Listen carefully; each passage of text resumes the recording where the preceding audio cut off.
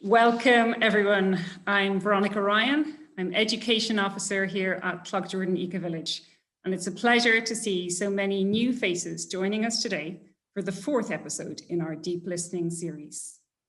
For those of you who may not know much about us, Cloughjordan Ecovillage is based in County Tipperary in the centre of Ireland. We're an educational charity founded over 20 years ago with a mission to serve as an education, enterprise, and research resource for all. Comprising a 67-acre site designed to support biodiversity, the Ecovillage is directly connected to the rural village of Cloughjordan. We now have over 120 residents living in more than 50 high-performance green homes, 20,000 newly planted trees, and Ireland's largest renewable energy district heating system. The community features a learning alliance of groups based in the Ecovillage who are continually working and learning together.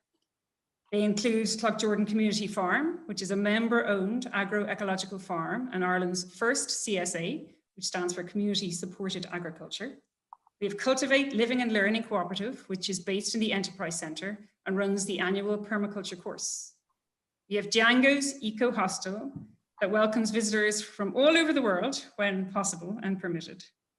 Riot Rye Bakery and Breadschool runs cookery courses and our very own bread club.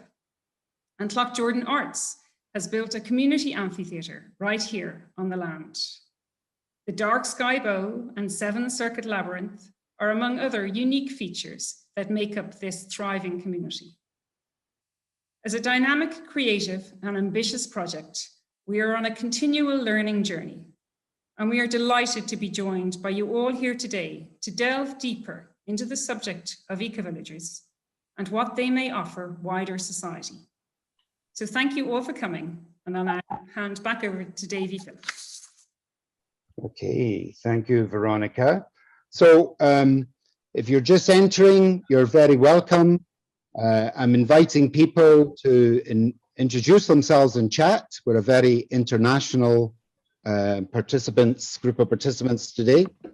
It's great to see a lot of familiar faces, not just from Cloughjordan, but from all around Europe. Please keep your microphone on mute throughout the thing, unless you're coming in to ask a question. So we have quite a simple format today in our deep listening, a similar format we've used in our other episodes. And so I'm going to introduce the speakers after I've just introduced the format. So we're going to hear from Julie Lockett. She's going to be interviewing our main speaker. And Julie is a resident of the Ecovillage. She, with her husband, Joe Fitzmaurice, joined the Ecovillage over probably 10 years ago and built a house and a wood-fired bakery here.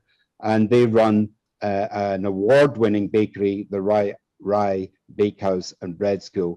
And Julie will be introducing and interviewing Karen Litfin. So Karen Litfin is a professor of political science and environmental studies at the University of Washington. She's the author of Ecovillages, Lessons for Sustainable Community. And this book traces our journey to 14 ecovillages around the world to learn firsthand from those that are practicing sustainable living what that is all about. So Julie and Karen will be in conversation. There'll be opportunities for some questions and reflections after that. We're going to start with some reflections after the interview from some people here, and then I'll open it up. And then we're going to have a reflection from Jonathan Dawson, who is a sustainability and regenerative educator at the Schumacher College in Totnes on Dartington Estate. Jonathan is a former president of the Global Ecovillage Network. He used to live in Fintorn Ecovillage and still lives in community where he is. He leads the Schumacher College's Regenerative Economics Master's Program, which I highly recommend. And he is also the author of a Schumacher briefing, a small book called Ecovillages, New Frontiers for Sustainability. So that's our agenda, that's our speakers and our agenda. And we can see in the chat, so please do introduce in your chat. We can build a small sense of community here together. There's 55 of us in the room right now, with more arriving. And so I am going to hand over to Julie Lockett. Tell us a little bit about her story before she introduces and gets into a conversation with Karen. So over to you, Julie. Thanks, Davey. Can everyone hear me okay? Yeah, brilliant. Thank you. So my name is Julie Lockett, and I have been living in Cloughjordan Ecovillage for 10 years. And as you can see, I'm in the bakery, which is at the front of our house. So this is our wood-fired oven. So I'm getting a nice bit of heat from here at the moment on my back, which is lovely. And I wish I could share some bread with you, but unfortunately, not with everybody. So the reason I moved here was because in 2004, I went to Findhorn Foundation Community. I went there to do a dance project with an American dance artist called Deborah Hay. And that year, I'd also been working in Amsterdam and I'd been working in New York. And I arrived at Findhorn in September. And I was just really blown away to see a different way of living right in front of my very eyes. I didn't really know anything about eco-villages before I went, and I didn't really have many expectations. I'd seen some photos and I was like, that looks like a cool place to go. And so I spent 12 days there.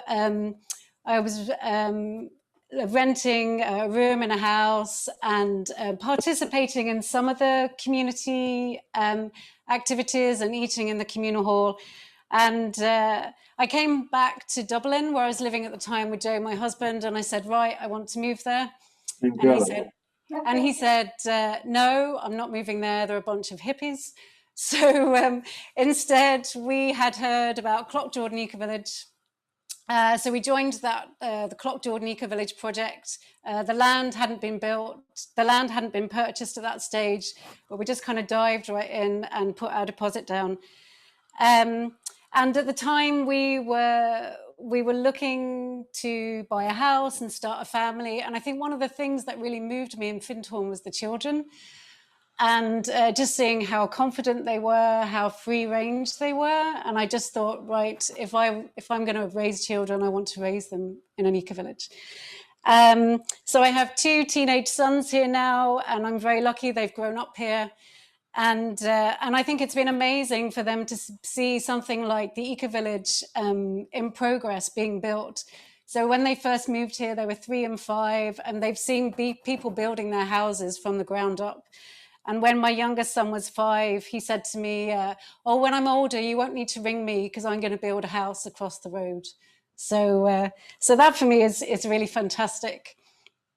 And I feel I have a very immersive experience here in the eco-village because we've built the bakery at the front of our house. I have a business here and I live here. So it's pretty intense.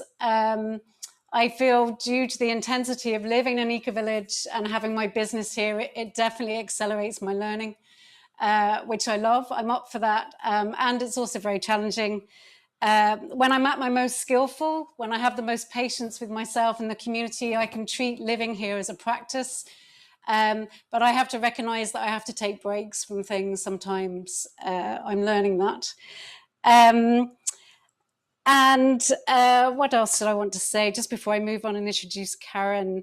Yeah, and I think one of the things that Karen talks about many things in her book, and we'll get onto that, but it's one of the things I have learned here is to share, which is really interesting. When we first moved here, my neighbor asked to borrow our car. And I said no, and I think we'd been living here for 5 months, and I found it I couldn't say yes. She was looking to borrow our car for a period of 6 weeks, and I said no. 10 years later, I share a car with 2 other households, and my next door neighbor, Ivor, popped into me yesterday and said, can I borrow her car? And I borrow your car? And I immediately said yes. So that's really interesting for me to notice that change. And I think what amazes me and inspires me about living here is my community, is my people in my community. And just when I look around a room, when I'm either at a small meeting with people or in a big meeting, I'm always amazed and inspired by the commitment that I see in all of my community, because I'm willing to do the work, and it just amazes me to see that there are all the people in my community who are also really strongly committed in that way. And some days when I find living here really difficult and I'm kind of fed up and I've had enough, I always find something really small will happen. So just some act of kindness or generosity, or Joe, my husband, will tell me about something he's heard that's happened, and it re-inspires me again and re-energizes me again. So, and I really appreciate that about living in community. So I'm going to introduce you to Karen. And I first read Karen's book 6 years ago when it came out. At the time here in Cloughjordan Ecovillage, we were going through a period of pretty intense conflict, which was painful, many opportunities for learning. and I heard about Karen's book in our local bookshop, and I said, brilliant, I must read it now. This will give me all the answers. I was looking at it as like a self-help Ecovillage book. And I definitely did learn a lot from it. So it's been really lovely for me, another 5 years down the line, to come back and reread Karen's book. And I'm amazed at how comprehensive it is, and also for me, how accurately she relays the experience of living in an ecovillage. And I find that amazing. It's so comprehensive. So Karen, I'm really delighted to have the opportunity to interview you on behalf of my community. So first of all, I'd ask you to just take a little bit of time to share your story with us. And then if you can respond and give us your perspective on the question, what is the relevance of ecovillages in these challenging times? Thank you. Yeah, that's so lovely, Julie. As you speak, I'm just recalling the feeling that I so often got when I was interviewing people in ecovillages. And as you told your story, it was so familiar. The story of the kind of looking for another way of living, knowing that we need to find other ways of living, finding a place, throwing your life completely in, going through the challenges, going through the transformation, learning to share. I'm remembering that so I had a kind of itinerary of questions that I would ask everybody. And one of my questions was, what's the most challenging thing about living in an eco-village? And almost universally, people said other people. and then another question was, what's the most gratifying aspect of living in a community? And again, people often said, it's my relationships with other people. So that's the truth of it, isn't it? So the way I got into this was that I wrote my first book on the ozone treaties, and my field is actually international relations theory. So how did somebody studying international relations end up writing a book about ecovillages? And for me, it's a completely straightforward path. For my colleagues, they wonder, I think, but it made complete sense to me, because it became more and more obvious to me that treaties and international agreements and institutions are very important, but they're not sufficient. And that the really transformative changes were most likely to be coming from the bottom up. And that what's required is a way of living that can be globalized, in the sense that people everywhere on the planet would be able to live in some manner in these ways. Not that the actual practices would be the same everywhere, but that there would be a small footprint, a small ecological footprint, and just simply not using more resources than we're, kind of globally entitled to. And so, and that this would come from an understanding of a deep understanding of interdependence and of being embedded in the Earth system. And so I just started asking myself, well, who's out there living this way? And this would have been maybe around 2003 or so. So I wrote a couple of papers, published a couple articles on ecovillages. I discovered the Global Ecovillage Network then, right around the time, Julie, that you found Findhorn, which is interesting, because I think a lot of people were kind of looking at the world and saying, we need another way of being, another way of living. And And so I remember well when the time came and I realized, well, I'm just writing about these eco-villages and I've actually never been in one. So I visited some local eco-villages and I actually thought about moving myself and my daughter to one of those communities, and then it was too far and it didn't seem right. But I felt that I really wanted to kind of uh, you know, just see if what I was reading was at all true. And um, so I got the idea of writing a book. And I remember well, because by then I was tenured, which means in the US that I basically get to keep my job unless I do something like molest my students or something, which I generally don't do. And and so I told my chair that I was going to write a book on eco-villages. And he said to me, if you write that book, you will never make full professor. And so, and I just remember feeling in that particular day, feeling very confident. And I said, that's fine. I'm tenured. I don't need that. And so and at the time when it was maybe 2006, 7, I was preparing my journey.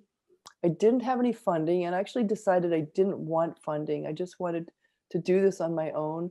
My daughter and myself, she was a teenager at the time, we decided that we would live on half my salary for 1 year so that we could use the next year I would be able to travel. And so I funded the trip myself. And I remember very well contacting Jonathan, who was the president of GEN at the time. And I had a list of eco-villages that I was going to visit. And he helped me kind of tinker with that list a bit. So, so I set off in my journey, and it really was a very transformative journey for me. I actually wasn't writing the book thinking that I would ever become an expert on eco-villages. That was not at all in my mind, because there's people who get their PhDs in community development, and my PhD is in political theory and international relations. But I believe I was the first academic to write a peer-reviewed book on eco-villages. So I sort of became the expert, or an expert on eco-villages, which I don't really think of myself as at all. I was really interested in eco-villages as models for how that could be scaled up. And what it seemed to me is that if I could find basic principles of living, that those basic principles could be applied at any scale. So I'm a kind of, I suppose I'm a kind of deductive thinker. So I was looking for those basic principles and thinking, well, okay, if you have these principles, how would those principles apply, for instance, to national policy? How would they apply to international law? And, it's maybe a bit of a stretch to jump from eco-villages to international law, but I actually think if there are basic principles of how we live on this planet, they should be scalable at all scales. So a lot of people, though, interpret the book as kind of an advocacy book for eco-villages, and that I'm saying, well, people should just go out and live in eco-villages. And that actually was not at all what I was saying. I was actually saying, let's draw the lessons and take those lessons into our cities and towns and our households, and even international law, So yeah, and then in the process of writing the book and feeling very inspired by what I had seen, I realized I wanted to move my own life more in this direction. So when I went out to Whidbey Island and to write the book the year after I did the journey. So the journey was I actually visited maybe 30 eco-villages around the world. I wanted this to be global. So I really regret that I didn't see Cloughjordan in its early days, and I hope to visit sometime. But I was looking especially for larger communities, because, if 10 people say that they're living in a so-called eco-village, which would probably be more like an intentional community, it doesn't mean as much as, say, having 100 or 200 or 1,000 people doing that. And I also wanted to visit communities in the developing world, because I think that's extremely important, and the issues are quite different, but what I discovered is that the worldview is actually not so different. And so that I found was very important, that if I could discern that there's a basic way of understanding human embeddedness in the Earth system and responding accordingly, that and that's happening globally, that points to something very powerful, I think. So anyway, I moved out to Whidbey Island, and I kind of fell in love with this piece of land, and I bought it and started a community, and that really delayed the publication of the book by quite a lot. Besides the fact that both of my parents died in that time. And that was a farming community called Sky Root. And the farmers decided that they did not want to build homes on the land. They just wanted to farm the whole thing. And I basically thought that was a good idea too, even though I was disappointed because I wanted to live there. And they would have, I would have been able to live there if I wanted to, but I wasn't going to become the larger community that I was hoping it would be.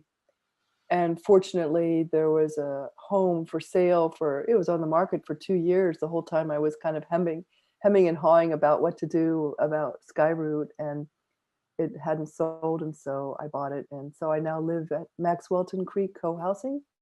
It's not an eco-village, but it's a good place for me. And the house was already built, so I didn't have to build a house. Yeah, and so since the publication of the book, it's been very interesting for me to see the study of ecovillages really take off in the academic world, because I was quite out there when I was doing it. Oh, and I did make full professor, by the way.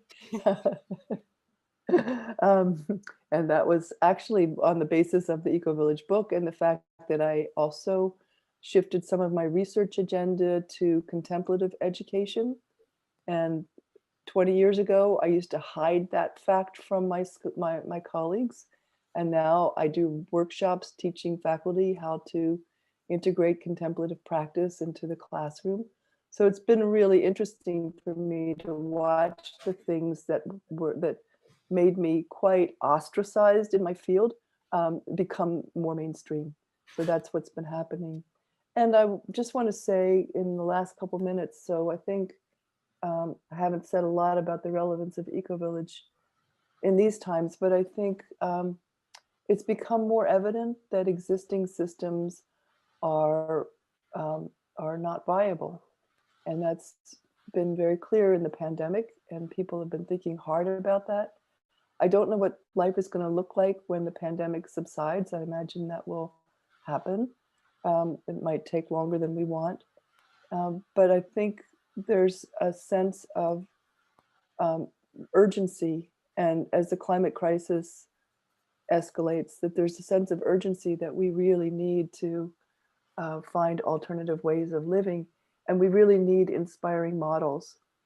And so I remember when I was writing the Ecovillage book, one of my questions was, will ecovillages be primarily educational models for people who are living elsewhere to take to wherever they're living, and learning centers essentially. And I think that's a very important aspect of ecovillages. Or are they kind of escapist enclaves of people who are just pulling away from society? Or will they be lifeboats in a collapsing world? And actually, I asked that question to Jonathan, and I was thinking about that last night, and I came across his answer to that question. Okay. In Jonathan's view, and I tend to agree with him, ecovillages will need to be of even greater service in the future. If we have a, quote, if we have a graceful transition to a new order, he said, ecovillages will be excellent training centers. They already are that. If the transition is more catastrophic, ecovillages could be models, but only if they're not devoured by hungry hordes. They will need to be perceived by people as helpful to their own survival. So it's critical that they have strong local relationships. And, he said that probably in 2007. And I think it's very true, probably even more true now. And I would add to that that I have some research on the phenomenon of ecological localism, which I think is a really important phenomenon, but I don't remember my field is international relations. I don't think it's sufficient because we actually live in a globalized world, and we actually have some of the basic structural components of what could be a global ecological civilization, or what I would call planetary civilization. And the way towards that, I think, is more from what I call organic globalism. And so it's locally rooted, but globally networked movements, networks of people who share this vision and who are trying to implement it not only in the local level, but on the global level. And that I see as part of the beauty of GEN. And there's a whole slew of globally networked, locally based movements. The Climate Action Network, 350.org is one, Rainforest Action Network, Pesticide Action Network, the Basel Action Network on toxic trade and plastic waste. I mean, there's this model of locally based, globally networked is very important. And guess what? We have the training ground for it in the pandemic. And very often Zoom is the platform for doing that. So I love that we get to do this. Here I am at 10 a.m. on Whidbey Island, and you're wherever you are. And we're actually, the pandemic to me has served as is serving as a kind of training ground for how we can be globally linked and locally based. Thanks, Karen. That's great to hear. Just to come in briefly on the very last point you were making. So my husband, Joe, does all the baking, and bakers very much work on their own in bakeries. But since the advent of social media, he now talks to bakers in Australia, in the States, in France and Germany. And this has really progressed baking, and people talk about working with their local grains internationally. So for him has really transformed his work in the way that you're talking about, that we bake for our community, we feed our local community, excuse me, and yet we're part of a global dialogue on local grain growing, and which is actually a very dynamic space. So yeah, that's very interesting. I just want to take you back, and could you talk your metaphor for sustainability in your book? You use the term E2C2. Mm-hmm. So, and you talk about the 4 elements of ecology, economy, community, and consciousness. I wonder could you expand on that, please? You were talking about your principles. Oh, thank you so much, because I was hoping to say something about that and I didn't. Well, part of it was that I was trying to figure out how to organize the book. And I actually got halfway through writing a different book. And that book was based kind of like, it was my journey around the world. And it seemed clunky, like first I start on the East Coast of the US, and then I jump over to Europe, and each chapter would be a different eco-village. And then I realized, no, it really needs to be thematic. And so the EDE, the Eco-Village Design Education curriculum had come out, and that I felt basically nailed it in terms of like the 4 modules. But I didn't like their words so much, like, worldview just seemed kind of clunky to me. And I'm also informed by integral theory, if any of you know about that. So the idea that there's the 4 quadrants, and there's the kind of objective material world, collective and individual, and then there's so subjective and objective worlds. And so I see C2, community and consciousness, as being the subjective and individual, subjective and collective, intersubjective worlds, and ecology and economy not so much being collective and individual, but more actually being 2 dimensions of the same thing, which is the ecos, the household, which is the root for ecology and economics. So I also just thought E2C2 sounded cool, so I designed the book around that. Yeah, and so I actually, as you might have gleaned from my interest in contemplative education, I have a really strong orientation towards the subjective and intersubjective dimension of reality. I have a strong, well, actually I have a weak meditation practice, and you know, but I find the exploration of consciousness to be really fascinating, and that's one of the things I see happening in eco-villages. Even the eco-villages that would define themselves as entirely secular and materialist, simply by living together and relating to each other, you know, you're going to be exploring consciousness. So yeah, does that help a little bit? How's that? Yeah, that's Great. I did the turn it off, turn it on solution. Always works well for me. Yeah, it's interesting. Just a pick up quickly. Just my house is very permeable. It feels very permeable. Not so much since COVID, but in terms of how people and children move around here. Talking about different ways of perceiving things. So could you talk a little bit, Karen, about how you see eco-villages demonstrating those principles then, and how they're relevant today to society in our challenging times currently, please? I mean, clearly, in terms of just material infrastructure, you know, the basic principles of, you know, food sovereignty, for instance, is usually in some form kind of a basic orientation of eco-villages. And that's something that you find in the larger culture as well, but you find it more compressed, I would say, in eco-villages. And building infrastructure, you know, integrating, even like you having a bakery, the very integration of economic enterprises into community. So it's not like you necessarily like go away to work, which is a foreign place that gives you a paycheck.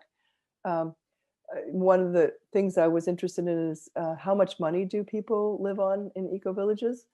And some of those eco-villages are, you know, people are living way below the poverty line. So they're doing different things with their economics, and yet they're eating well and they're having very rich lives in many ways.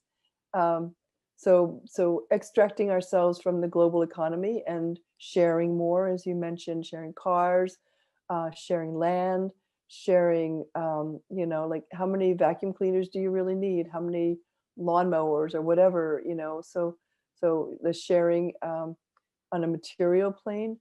And then I feel that all of that is actually made possible and strengthened through the subjective and intersubjective dimensions of sharing, and develop. And actually, as you said, Julie, like you became a different person as a consequence of living at Cloughjordan.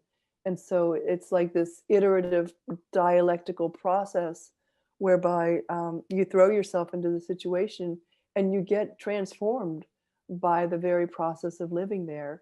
And then in that process, you're probably going to change your material life as well. And so that's how I see that working. And so, you know, I mean, during the pandemic, there's just an epidemic of loneliness and depression, and in this country, suicide. You know, there's a sense of kind of desperation. And I know that eco-villages are not ideal places to live. They're not utopias, but there's generally kind of a sense of support. And it's interesting because at this point, like for the most part, material systems are not collapsing, but our social infrastructure in many ways has been. So like, how do we enhance that social infrastructure, ideally in advance of material breakdowns? Yeah, and actually, I just want to say that part of the reason that I wrote this book and did this research is that I was really making my students very depressed, teaching them about global environmental politics. And so I wanted to give them something hopeful. And every time I give them an eco-village lecture, they really love it. So that's, you know, that in itself is just providing this new possibility that's being realized, That's not simply an abstraction. It's interesting you use the word hope there, because that's something I really picked up on your book. It's suffused with hope, which I find reassuring and inspiring, and particularly 5 years ago when I came to read your book. But so I would read your book and I would get so much hope, and then I would listen to the mainstream news and that hope would just ebb away. And so I think I wanted to ask you,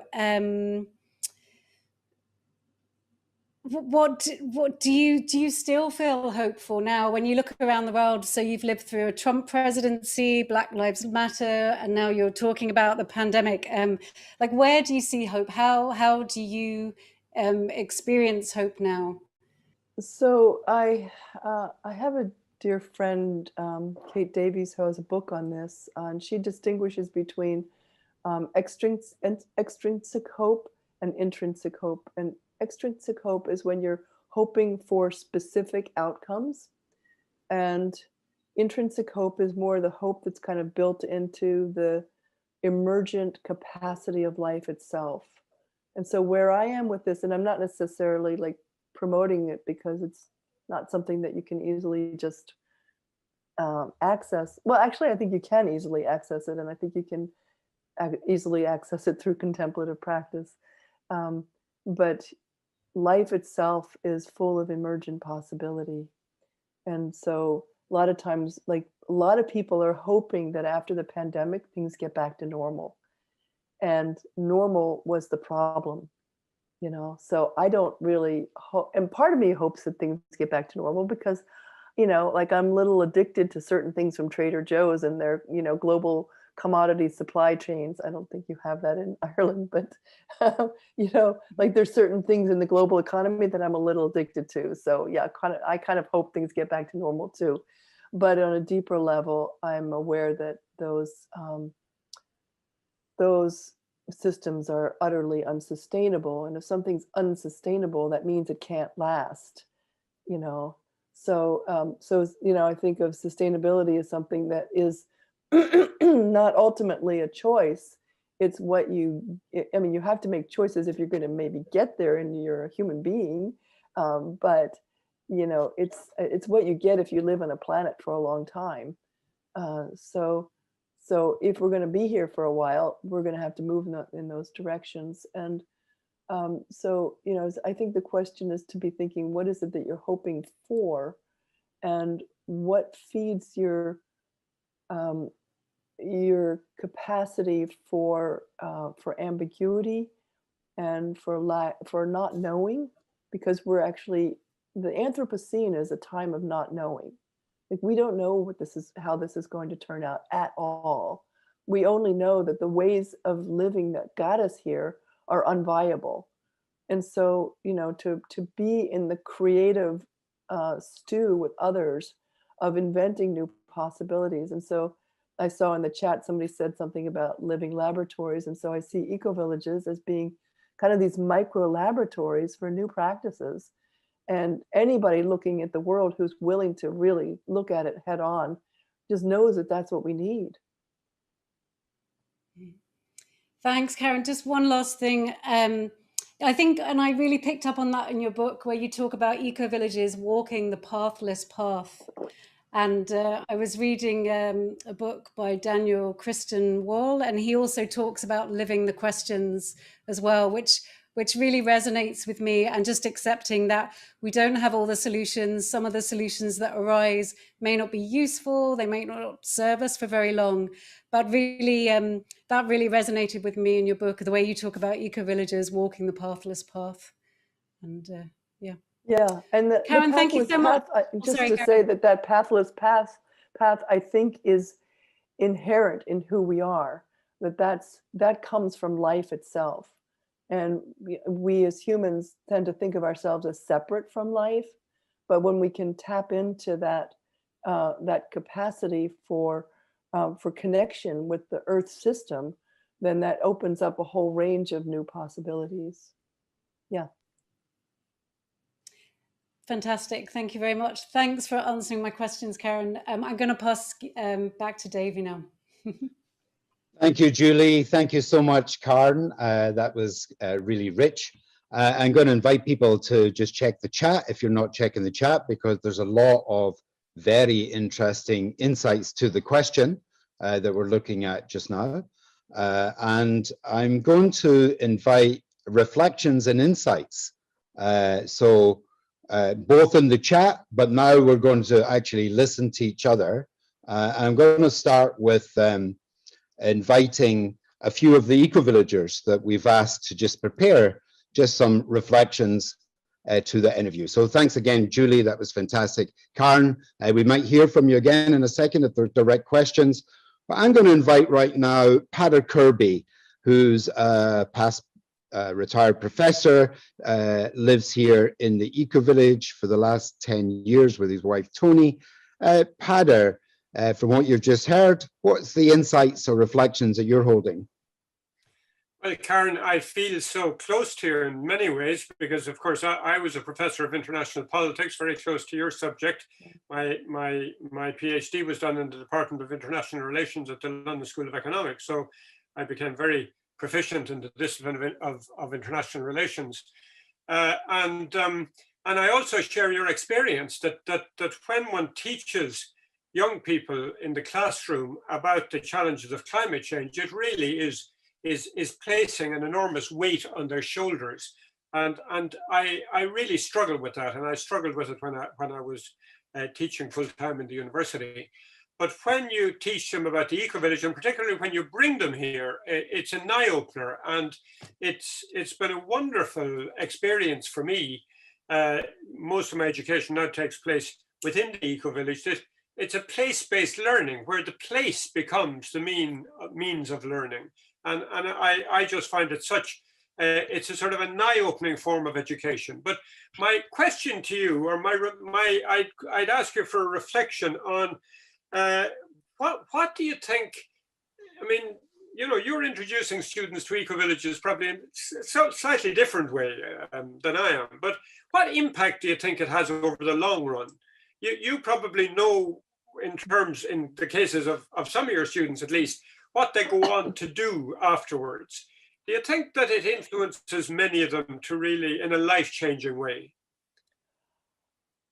You know, I would say not maybe many of them, but some of them.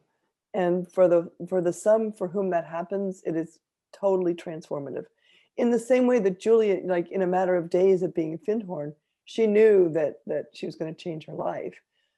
There's an aspect of, excuse me, my journey that I didn't mention, which is that I went to Auroville in my sabbatical year after getting tenure. That was 99, 2000. And that's a community in South India that's grounded in the integral yoga of Sri Aurobindo. And I got the idea when I was there of starting a study abroad program. And so I actually brought students to Auroville, 15 students from 2001 to 2012. And that was utterly transformative for them. And I could feel that I was doing my very best teaching because I was teaching in an environment that actually exemplified the direction that I would like the students to be thinking in terms of, you know.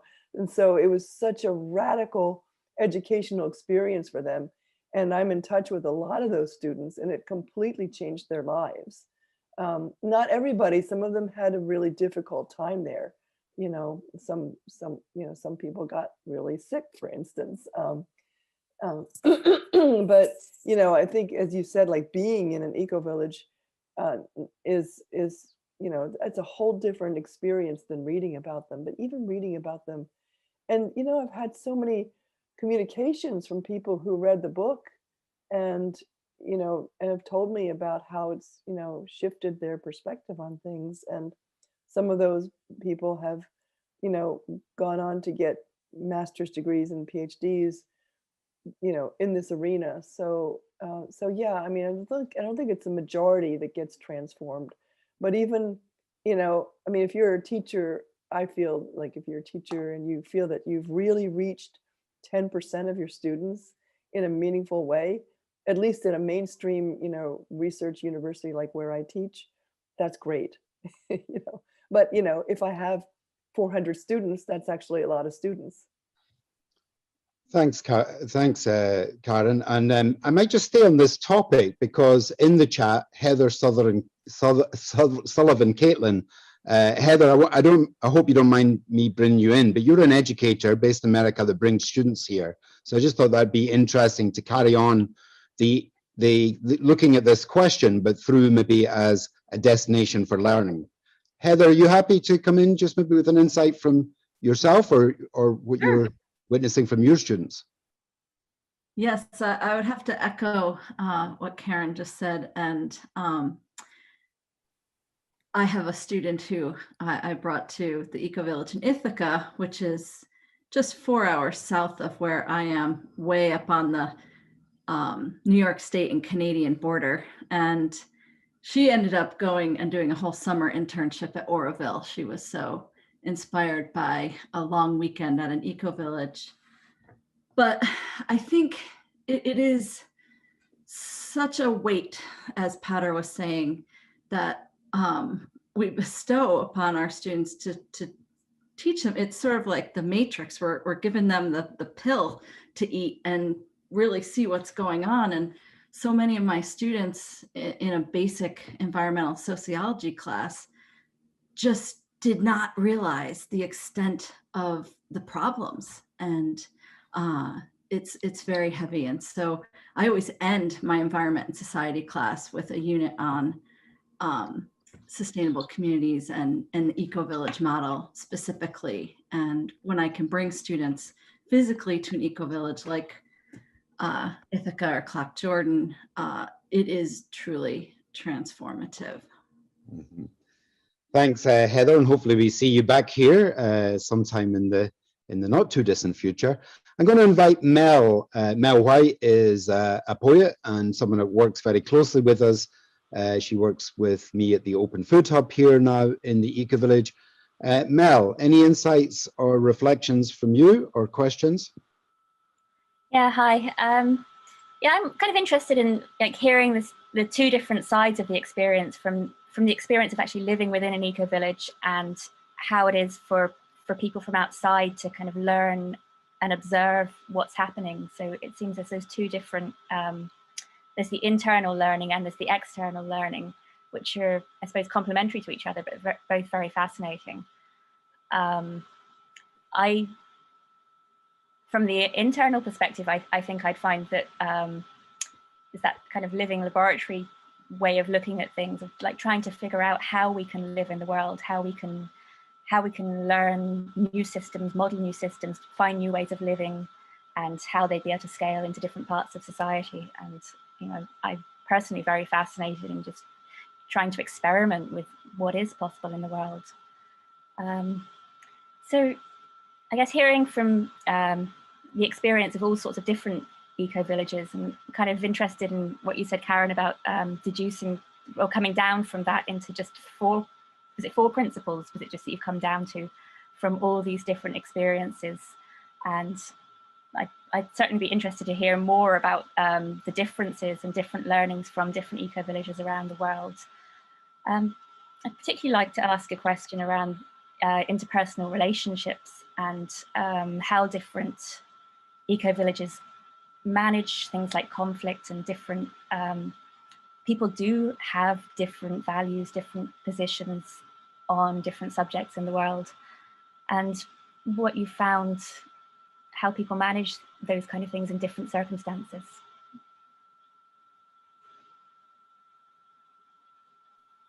Yeah, so there were a couple of communities that I visited that were having big crises when I visited. So that was pretty instructive because people were surprisingly open and talking to me about that. So each community that I visited, I interviewed at least 10 people, and those 10 people often talked to me for as long as 3 hours. So it was a lot that I came home with about 3,000 pages of notes. And certain modalities like nonviolent communication, very helpful in communities. Consensus decision-making can be wonderful when it works, but I will say from my observations, it actually rarely works well. And for it to work, it requires a really clear intention, shared intention in the community, so that there's some template against which to measure possible blocks of consensus. Otherwise, it just gets down to a kind of tyranny of the minority. When I was traveling, a number of communities were moving towards sociocracy and experimenting with that. And so I think decision-making, facilitation training is really important. Decision-making structure is important. And actually, when communities have actually multiple missions or visions for what they are about, to be really clear about that. So for instance, if you are an educational center, then that means you're bringing people in, assuming there's not a pandemic, you're bringing people in to your community, but actually a lot of people might be there to raise their children. And that's might not be so good for them if they're having outside visitors constantly coming through. If you're interested in sustainability, but actually you have disagreements about whether that means you can eat meat or not, or process animals for meat eating in your community, those kinds of arguments around the very meaning of sustainability. I would say that sustainability itself is often the main thing that communities argue about. So that's where communication modalities come in. I remember when I ran my list of communities by Jonathan, and he one of the things he said is, you need to visit Zeg, which is a polyamorous, or at least was a polyamorous community in Germany. And I was like, no, I don't want polyamory in the book, sorry. And Jonathan said, no, because of the conflict in that community, they've developed incredibly, rich forms of communication. And boy, did I see that, so actually being willing to pioneer your own forms of communication that work for your community. And then of course, many communities have since been trained in the forum and use it. And they're not necessarily polyamorous communities, but it's just a way of actually encountering one another at a deeper level, especially during times of struggle. That's really important. And I actually believe that having some form of collective, contemplative practice is helpful in our community. I think the most continuous thing that we do that actually supports a large portion of the community is regular meditations together, just sitting in silence together. Thank you, Karen. I'm going to, before I invite Aaron grew up in Cloughjordan Ecovillage, and he's one of the people that does courses here in NVC and leads study groups and restorative circles. I'm going to invite people to put an H in the chat if they'd like to come in and reflect on what they've heard so far, or what they think the relevance of ecovillages might be in these challenging times. So it's an H in the chat, just because there's too many people, too many screens to see if you just put your hand up in the reactions. So H in the chat if you'd like to come in, and I'm going to hand over to Aaron. Yeah, thanks very much, Karen, for all you've contributed. I likewise also found the principles very striking. I know personally I resonate more so with the ecology, community and consciousness, and only more recently have kind of been getting a much more in-depth understanding around economy and how that relates as something that's not just part of the destructive system that we're so used to. So I think in recent years, we've seen great work like Kate Raworth's Donut Economics and Sacred Economics, Charles Eisenstein. So I'm wondering, like in our own eco-village, we definitely have we have a few people that would consider themselves economists, but we're also really starting to pilot things like, you know, the gift economy, the sharing economy.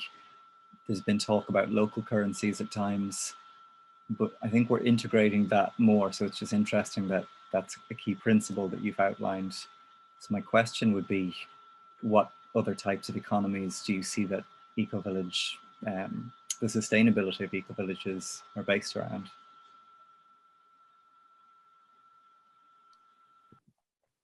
Well, you named off quite a few of them. You know, as I see it, we're kind of living in this hinge time when we're trying to find our way out of a dysfunctional system into something that could be functional over the long haul. And so I think it's important to have kind of bridge forms. So for instance, like I'm aware that Ecovillage at Ithaca and a lot of communities are somehow supporting farms. I think it's really important for communities to support food growing. You know, we have in our community a kind of conflict around to the extent to which the community should or wants to support people engaging in livelihood and in common, you know, for instance, a common house, that sort of thing. Yeah, and even co-housing itself and I know a lot of ecovillages are modeled on the co-housing model, the sense that you have your own private home to return to. So you have kind of a mix of private property and common property. So finding bridge forms, I think, is really important for most people. Some people are willing to jump all the way into gift economy and, you know, more collective ownership, but I think most people aren't there. So I think there's just this huge range, a kind of big spectrum between the norm of private property and individualism and deep sharing and collectivism. So that's probably not a great answer to your question, but it would feel in that direction. Thanks, Karen. We've got a few people who want to come in. Again, if you want to come in, ask a question, share an insight. I'm very interested, though, on different perspectives on our question.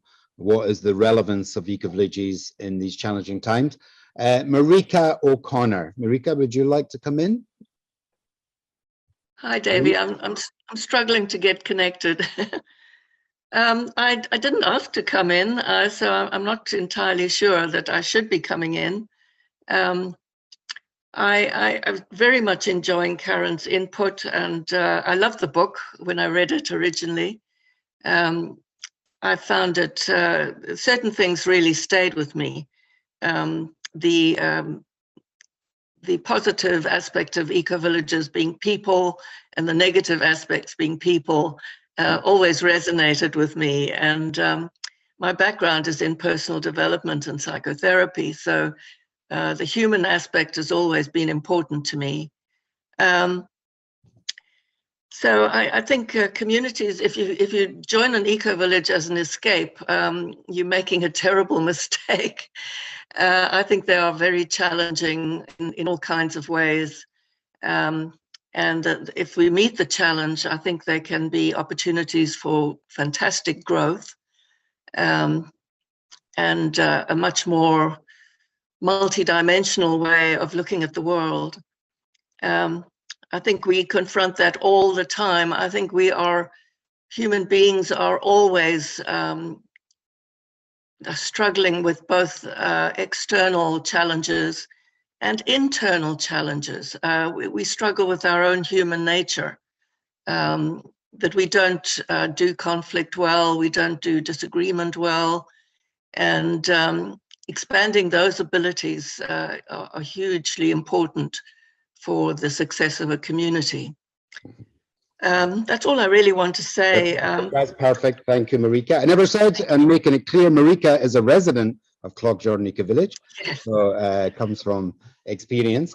The next person who wants to come in is a colleague of mine who's based in Amsterdam, and works in doing a PhD in social ecological transitions. Tim Strasser, do you want to come in, Tim?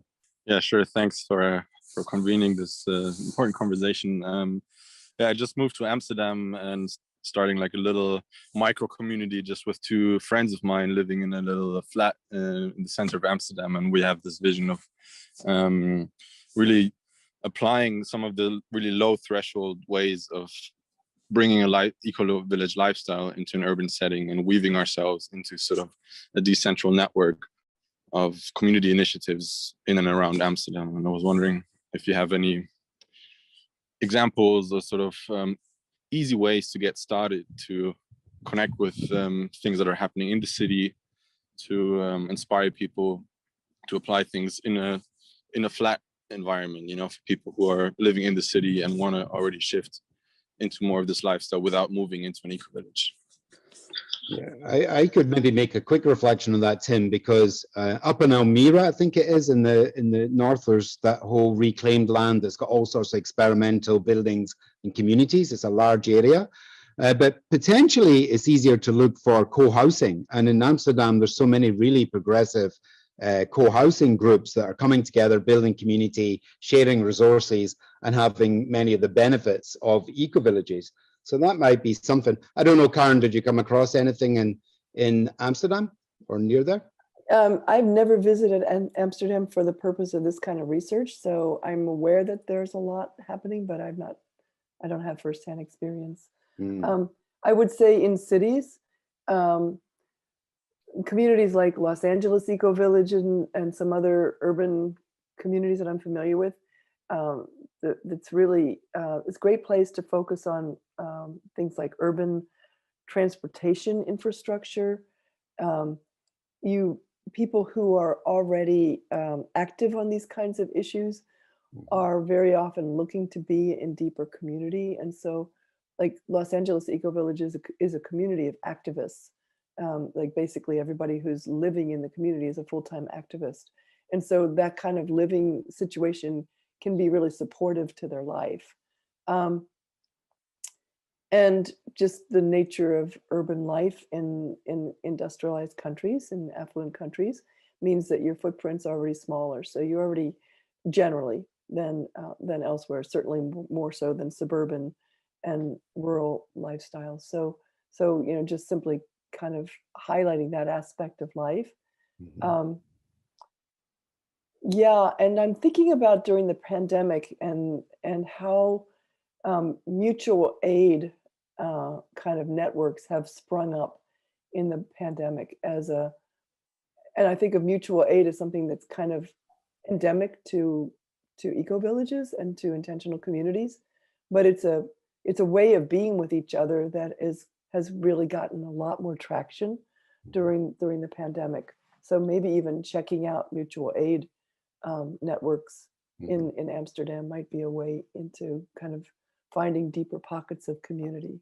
A number of my students have gotten disillusioned with trying to influence national and international policy, and they've moved more in the direction of mutual aid as a kind of way of building local community.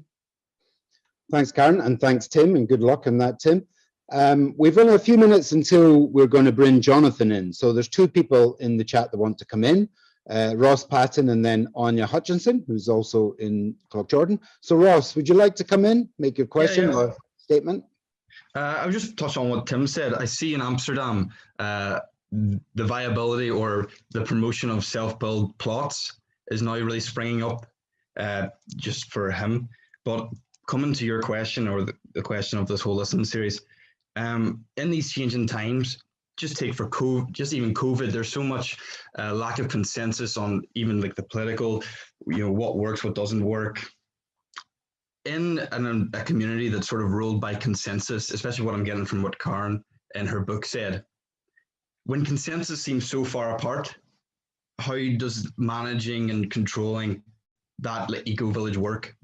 Is it still viable? Are we going to get, especially when you grow and there becomes sort of more differing opinion, how does that work?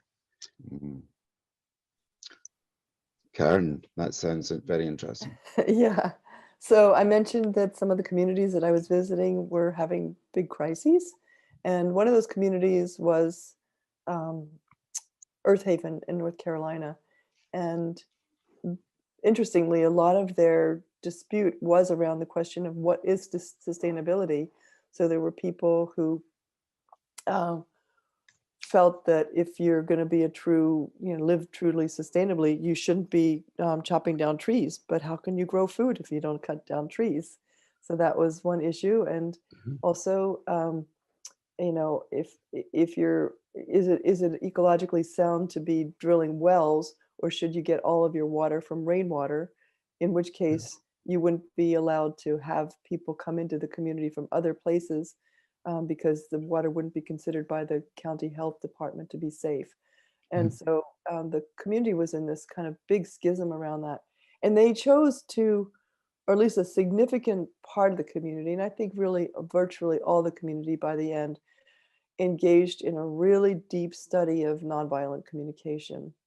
And so I think that's when the decision-making structures break down, whether it's consensus or something else, that's when the communication skills become really important.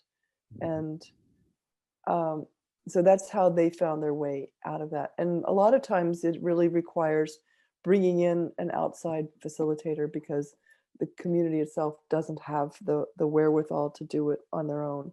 And we've been in that situation in my community a couple times where we've had to bring in an outside facilitator to help us find our way through a conflict. And then, I mean, I'll be honest, in our community, there's one person who's, I think everybody else would agree with, is really highly problematic. And so he becomes, therefore, our kind of mirror for our own impatience and frustration and tendency to do othering of him and all of that. So it's like sometimes you just have somebody in the community who's really difficult, and then that person becomes can be a focus for your inner work, both individually and collectively. Thanks, Karen. We'll take one more insight and then I'm going to pass to Jonathan or a question. So Anya, would you like to come in? Thank you, Davy. Thank you, Karen. You just finished at a point there where I was really reflecting on the whole piece around the intrinsic and extrinsic. And as a psychotherapist here in the village, where we need more plumbers than therapists, that's the joke that's around. But I'm very aware for me that at this time of the pandemic, the need for connection has become even more and more realized. And that for me is where hope, in whether it's ecovillages, whether it's countries, communities looking at ecovillages, it's really recognizing the importance of connection. And hope, Julie asked that word, how do we maintain hope? And I was thinking about how children, they have this lovely part to them, which is they have a fear and they have a curiosity, and they move in and out of that space in their development. And I like to think of that in respect of us as a species through this time, where there's a level of fear and we move out to make some type of connection, be curious about what's happening, and then we might pull back a little bit. But each time we move out and are curious and connect, we're maintaining that life force. So, and just as a final piece, because the word always comes up with ecovillages, conflict. I love conflict because it's an affirmation of how much energy we have as a species, and that just like the wind, that can be a source of conflict, but if we harness it and recognize it as a force that we can grow with, then that's where I hope that we build our hope. So. Great, that's lovely, Anya, and a nice way to end that little section with some active hope or a redefinition of hope in a different way. There's some amazing insights in the chat from all around the world. Sergey from Russia saying, remember about diversity. There's so many in there. We'll actually harvest them out and maybe make a report from this.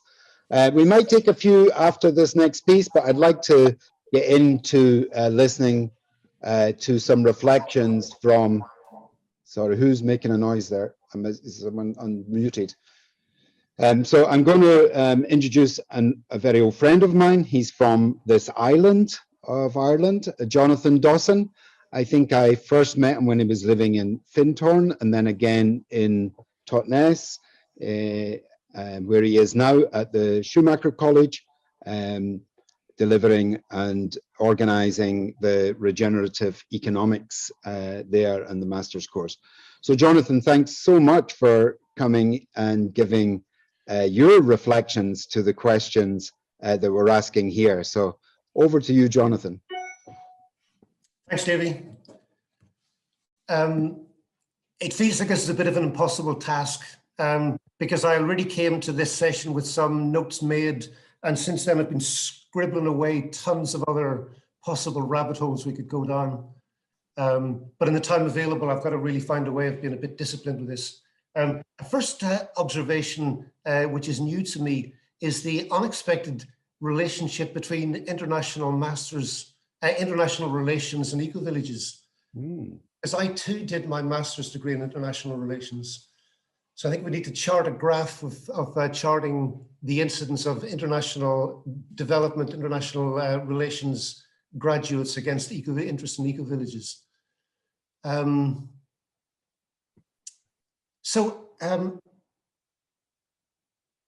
Maybe I can say my own path, just as a bit of a self-introduction, my own path into this area was from living, spent about 15 years living in West Africa. And really it was my first experience of deep,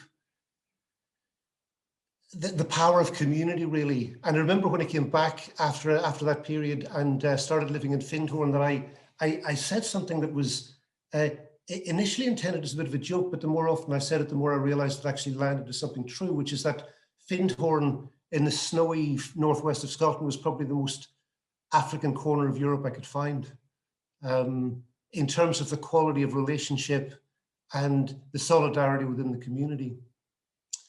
In terms of the question of the role of ecovillages today, I want to make a more general comment that I think that in recent years, the balance has shifted more away from innovation towards demonstration and education.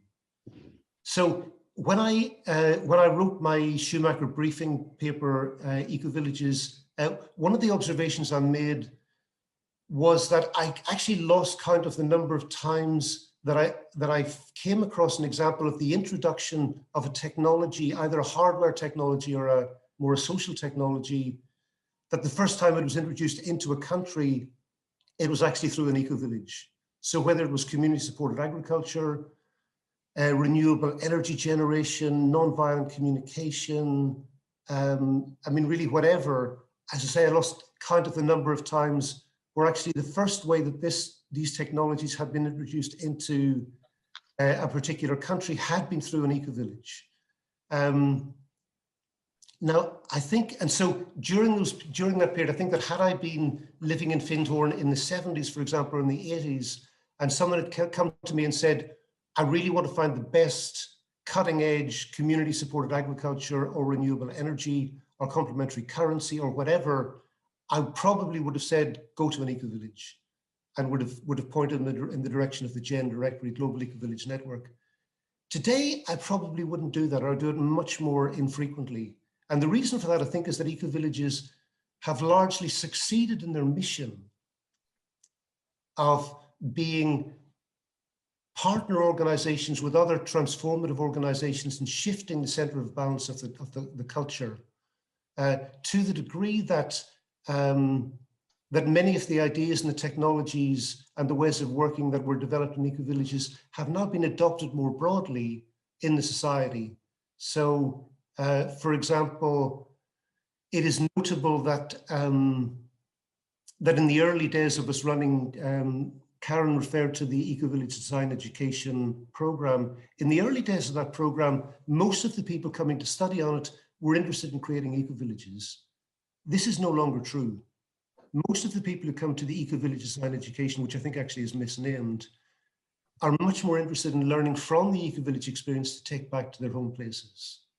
So in that respect, it seems to me that there was a number of decades where ecovillages were profoundly innovative and creative in the development of new technologies, both hard and soft.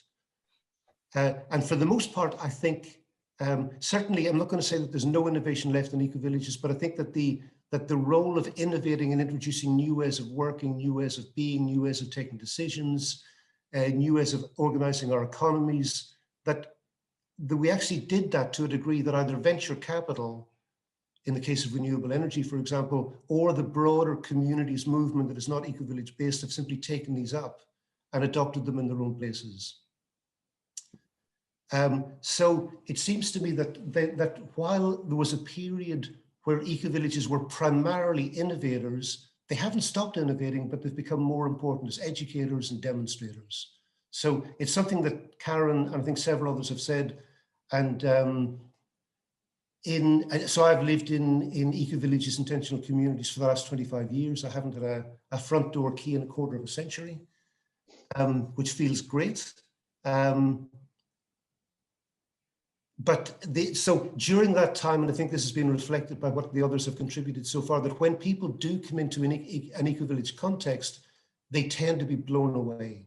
I think the demonstration effect is really powerful. I think this is that even if Findhorn, for just to take an example of one community I lived in, continues to be a net generator of electricity through its renewable energy facilities, to have one of the, I think Britain's probably first complementary currency in the recent wave of complementary currencies, and many other developments have been surpassed in terms of the quality and depth of the innovation by other actors, that actually Findhorn and the village in Cloughjordan and many other places remain distinctive as being places where you can come in and see what would it look like if all these elements were together in one place.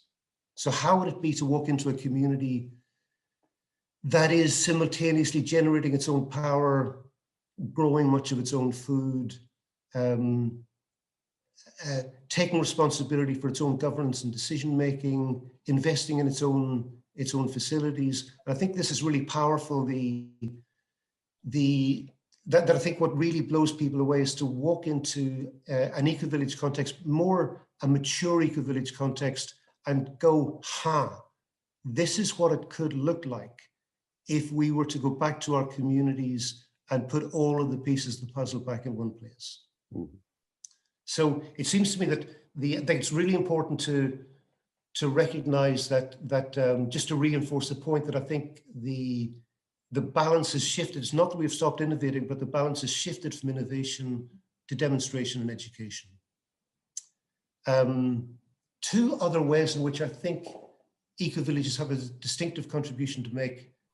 One is what I call the hub effect. So I wrote a book chapter not too long back called From Islands to Networks, A History of the Ecovillage Movement, in which I began by suggesting that probably as recently as 15 or 20 years ago, the great majority of ecovillages had very weak relationship link to its surrounding hinterland. Mm-hmm. And in many cases, it kind of would have been political suicide for a person of local standing to be associated with the ecovillage. So weird were they seen as being. And I think that has dramatically changed over the last 15, 20 years, that whereas today, and in this book chapter, I'll send a copy to Davy, so if any of you want to pick this up, you'll be able to read it, but it really goes through a range of ecovillage experiences and describing the way in which that relationship between the ecovillage and its immediate hinterland has been transformed in the last couple of decades, so that the great majority of ecovillages that I can think of are actually playing the role of really important hubs for a number of sustainability related humanizing the economy initiatives in their particular zones. Just going to give one example to make this tangible. We were talking before about Zeg in Germany. So it came to a period where both Zeg and Siebenlinden, another German community, they were getting more visitors coming through, so they needed to increase their food. They needed more food, and they had a choice. Do we grow this food ourselves? They had the land, they had the people. Do we grow this food ourselves, or do we subcontract out to local organic farmers? And they chose to do the latter very consciously, because they could see the importance of being enmeshed in networks of mutually supporting so an ecosystem of an alternative economy, alternative community and society was developing. So, yeah, so I just want to review that looking at the importance of ecovillages, sorry, there was one final area that I think ecovillages remain real leaders in the field, and that's in the area of governance, decision making, the software of how communities work, and it's deep listening. And it's really interesting here that ecovillages can be derided for like the archetypal story of taking 6 months to change the color of the community center. And anybody who's lived in an ecovillage will know the exasperation of sitting in meetings where you're really going through the minutiae, and still, because of a determination not to leave behind a disaffected minority, taking time, deeply listening to those who have an alternative perspective. So like anything, I mean, I think in my 25 years of living in community, I've very rarely seen any decision go to a vote. And the reason for that is that if there's any significant minority that is in opposition, the general response to that is to say the decision is not ready to be taken. And it's really moving.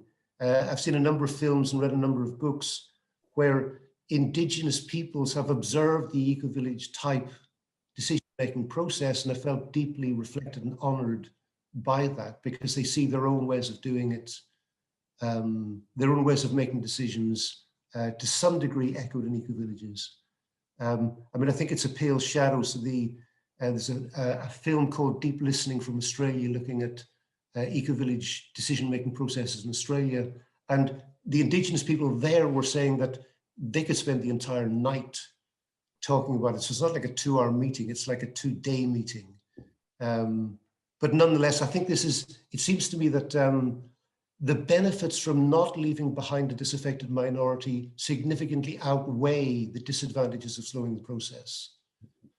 And it seems to me that the world we're moving into is one in which there will be a deep need for deep listening. There is a lot, and there will be a lot of trauma, of upset, of people feeling very frightened at the speed of change coming upon them.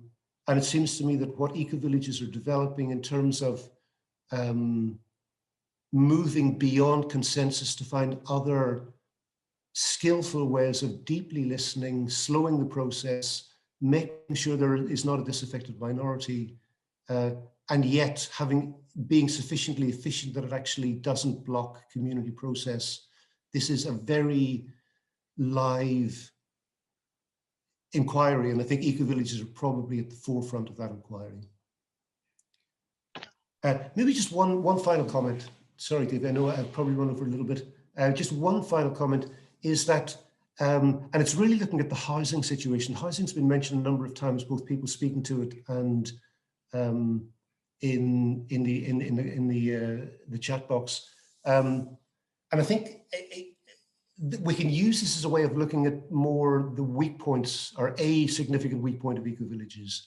And that is that because ecovillages have tended to focus on the technological dimension of sustainability, it means that the housing stock often is very impressive from a technical point of view, but in terms of affordability, not at all.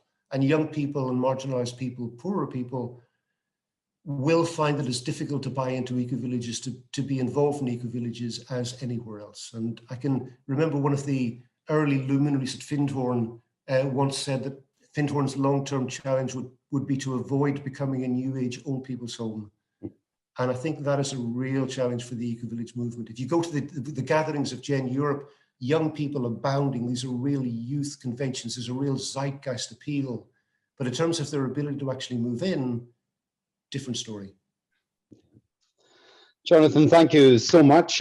Lots of insights there. And before I pass to Veronica, just to thank the speakers and close this session, maybe just a reflection from myself is I think there is a relevance for ecovillages in these challenging times. And we're moving into this decade of disruptions where we're going to have to really reimagine how we do almost everything. And I think ecovillages have started to prototype and pioneer some different approaches. And hopefully, as everyone's saying, we can be fantastic destinations for learning where you go back to your own community, because all communities now in this decade will have to become low carbon sustainable communities. What ecovillages and other intentional community projects can do, I think, is help us move into the regenerative agenda, where we move beyond sustainability and ensure that our places are resilient to cope with the shocks that are coming, but also are able to regenerate our soils, our ecosystems, and our communities around us. Thanks everyone for the richness in the chat. We will take that out and maybe make a short report to put on our website. And with that, I'm going to pass to Veronica for the closing remarks. Thank you, Davy. With special thanks to Karen, to Julie, to Jonathan, and to Davy. This has been a rich and fascinating discussion. And I hope it inspires us all to continue living this question in our ongoing experiences with ecovillages. So with special thanks to you all for joining us. Thank you. Thank you. And remember, when you're ordering your book, if you're going to order that book, to make sure that you're ordering that from your local bookshop. This is our local bookshop, and you can order it from there. They do mail order, and there's the address. So that is us exactly at time. And just thank you so much for everyone for coming. It's been having 60 people in this event. Just shows the power of community. And wherever you are, whatever you're doing, I'm hoping that you are as well engaging with others around you and reimagining the art of collaboration and cooperation and building stronger, more resilient communities as inspiration for the way forward. So thanks, Jonathan, Karen, Julie, Veronica, and everyone that's been involved in hosting this, and especially everyone that took an hour and a half out of your schedule to come and join us. Hopefully when this pandemic is over, you can come back and physically join us. So thanks, everyone.